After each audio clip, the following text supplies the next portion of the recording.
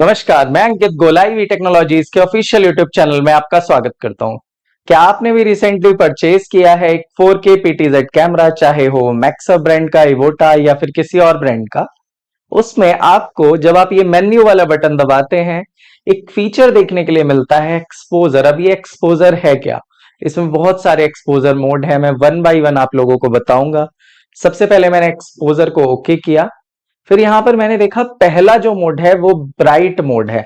अब इस bright mode में भी जब मैं नीचे आता हूं, आपको ये ब्राइट वाला फंक्शन दिख रहा है यहां पर। जब मैं यहां से ब्राइटनेस को कम या ज्यादा करता हूं रिमोट पर दिए गए इन बटन की मदद से, तो देखिए जब मैं ब्राइटनेस को कम कर रहा हूं, आप देखेंगे कि ओवरऑल जो क्वालिटी है वीडियो की वो भी थोड़ी डाउन हो रही है और लाइटिंग थोड़ी सी डार्कर साइड पर जा रही है। देखिए, अब आप सोचिए जरा, आपके रूम में लाइटिंग अगर अच्छी नहीं भी है, तब भी आप इस ब्राइट मोड को यूज कर सकते हैं और यहां से आप ब्राइटनेस को इंक्रीज कर सकते हैं। So that is the power of this 4K PTZ camera. उसके बाद नीचे आते हैं। अब ये गेन लिमिट क्या है? देखिए, गेन मैं बड़े सिंपल लफ्जों में आपको समझाता हूं। ये आपकी इमेज की ओवरऑल ब्राइटनेस को बढ़ा देता है। जैसे मैं आपको बताऊं, हमारे इस रूम में लाइटिंग बहुत अच्छी नहीं है, तो मैंने गेन को 7 पर सेट किया। अगर आपके यहाँ लाइटिंग अच्छी है तो आप इस गेन को 3 या 4 पर रखिएगा। इसका एक रीजन है, जब जब आप गेन को बढ़ाते हैं तो कहीं ना कहीं आपकी इमेज में एक नॉइज भी बढ़ता जाएगा और आप देख भी सकते हैं स्क्रीन पर। देखिए, इसीलिए गेन को आप सेट करिएगा 3 to 4 पर, या 5 पर भी आप सेट कर सकते हैं।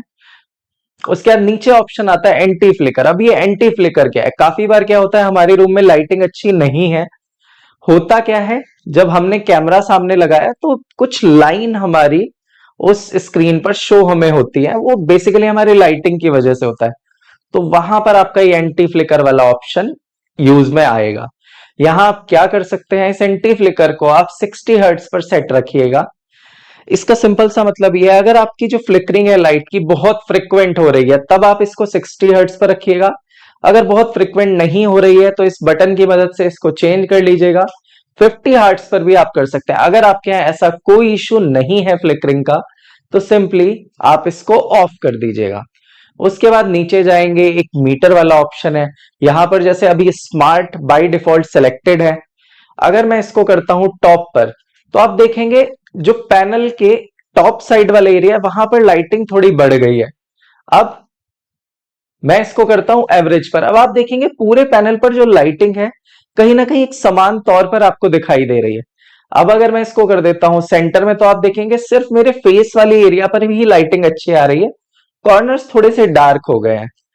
मुझे जो बेस्ट लगता है वो ये कि स्मार्ट पर आप इसको रखिए। उसके बाद नीचे एक ऑप्शन आता है DRC का, डायनामिक रेंज कंप्रेशन। अब ये क्या होता है? देखिए, बहुत सिंपल लफ्जों में इसको बताता हूं। ये आपकी जो ओवरऑल इमेज है, काफी बार क्या होता है, किसी एरिया में लाइटिंग ज्यादा होती है, किसी एरिया में लाइटिंग थोड़ी कम होती है। तो ओवरऑल इमेज पर एक स्मूथ लाइटिंग के लिए आप इस DRC वाले फंक्शन को यूज कर सकते हैं। इस DRC को आप जनरली 2 पर रखिएगा। यहां ये बेस्ट आउटपुट देता है। बट हाँ, अगर आपके यहाँ लाइटिंग थोड़ी अनइवन है, लेफ्ट साइड में ज्यादा आ रही है, राइट में थोड़ी कम, या फिर उल्टा हो इसका कि इधर ज्यादा इधर कम, तो काइंडली इसको आप बढ़ाकर 4 या 5 पर कर लीजिएगा। मेरे यहाँ ऐसा कोई इश्यू नहीं है, सो मेरे लिए बेस्ट है मैं इसको 1 या 2 पर रखूं। इसके बाद भी अगर इस वाले पर्टिकुलर मोड में आपको कोई भी समस्या आती है समझने में, तो काइंडली बताइएगा जरूर। धन्यवाद।